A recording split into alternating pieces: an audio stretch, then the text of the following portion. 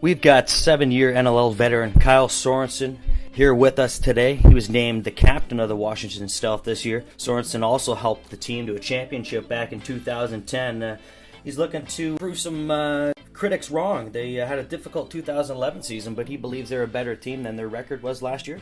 And we've got Kyle Soensen coming up here on the Lowdown.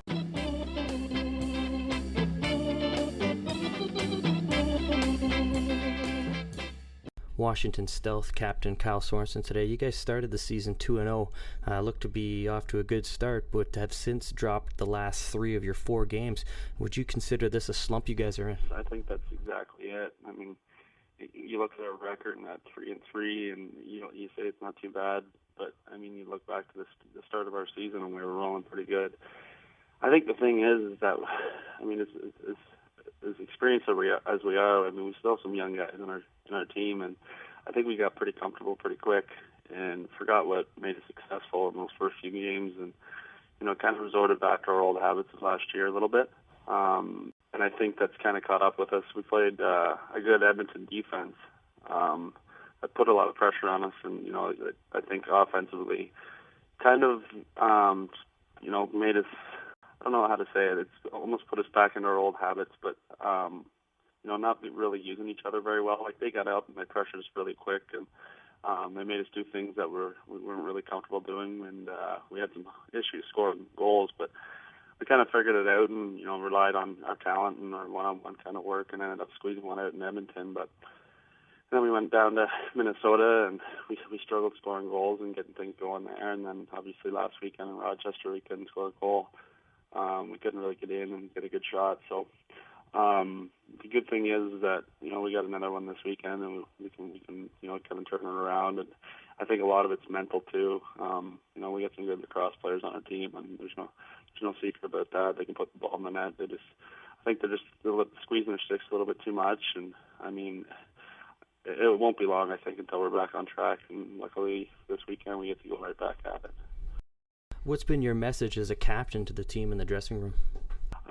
I think just, getting over adversity. This is a game of runs. Runs go your way, runs go, both positive and negative. And, just trying to play through the highs and the lows. And, I mean, I try to send the message that, things aren't going to go our way for 60 minutes. Things are going to go wrong, things are going to go bad. But, what can we do after that? The stuff that goes bad, can we put it behind us and, really strive and really try to push through the things that aren't going our way, and just everybody just kind of work hard and work together. I've kind of brought the team cohesiveness back to, I've worked to try to bring it back into our team. We're trying to do everything together as much as possible now. So just to try to play through to sum it up, just try to play through the adversity, and we need to do it together, because we're not going to do it by ourselves on this team. And I think that's one thing we tried to do last year, is when things went wrong, we tried to take it upon ourselves and put the whole team on our shoulders, where the teams are just too good in this league. And you look at Colorado and you look at their talent on their team. I mean, we all know what John Grant could do right now. So, I mean, their team's a good team over there. And like I said before, nobody's going to do it on their own. And I really try to push the team cohesiveness and team unity, and really lean on each other when things are going wrong, because we need all 23, 26 guys on that roster to get to the ultimate goal, and that's to win the championship. You guys have some strong offensive players. What's their confidence level after coming off a tough week? Yeah, I mean, they are good players, and I think as much as anybody, it doesn't matter really who you are, whether you're LeBron James or Wayne Gretzky, or you look at Alexander Ovechkin right now, and he's kind of overcoming a new kind of game plan. So, I mean, I don't really think it matters. I mean, offensive guys are offensive guys, and they think different things all the time. And I think that's just what it is. It's just a little bit mental right now. And to tell you the truth, it's only been 2 games. I guess 3 games now with the back-to-back. But you play 2 games, you play a game, and you have all week to think about it, rather than in the summer where you can play on a Tuesday and then you're right back at it on a Thursday, and before you know it, you're back on track within the next few days. But it seems like you think about it a lot more in this league. You have all week to to pick at your game, and what am I doing wrong, what am I doing right. 2 weeks between days of thinking rather than in 3 or 4 days right in the summer. What did you guys specifically learn after last week's game with Rochester in a 7-6 loss? Is it time to hit the panic button? I don't think we've hit the panic button. I mean, we're still at the top of the Western Division, and we know what it takes to stay up there. I mean, defensively, I think we're playing with a lot of confidence right now. I mean, we have a whole lot of confidence in our goaltender with D-Rich and Aaron. We kind of play this new style of defense. We kind of brought our own kind of style into it, and I think it's working pretty well.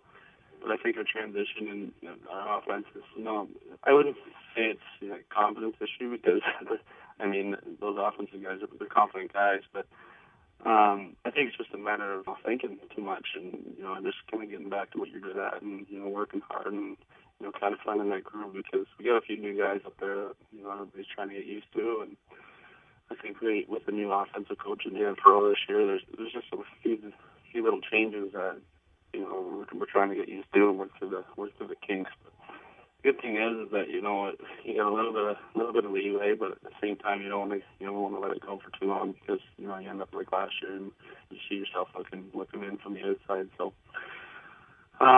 you look at the champions in the past few years and teams that got on the roll in that second half of the season. So we're definitely not getting the panic button. We got some work to do, there's no doubt about it, but I think a lot of the teams do as well. So, we're just going to keep pushing and we're working hard and hopefully success comes along with that.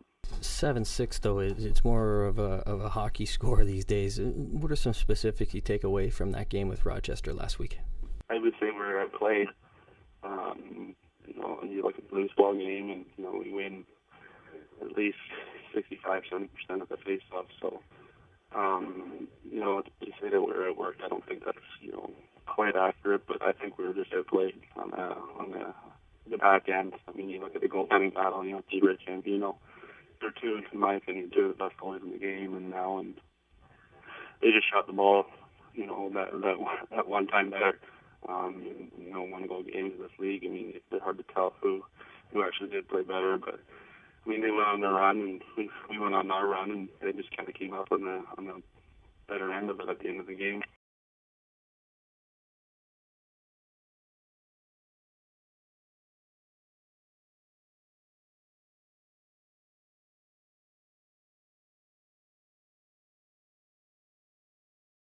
Obviously, the first thing that comes to mind and the first thing that everybody thinks of is Shawn Evans, and I mean, we got to do a good job on him.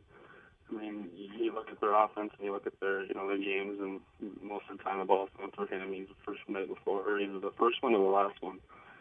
And if he's the last one out on the floor, there's usually a reason for it. So, that's one thing we obviously focus on is, limiting his success as well as, getting up the floor and using your transition, using our young legs. But offensively, we got to shoot the ball better.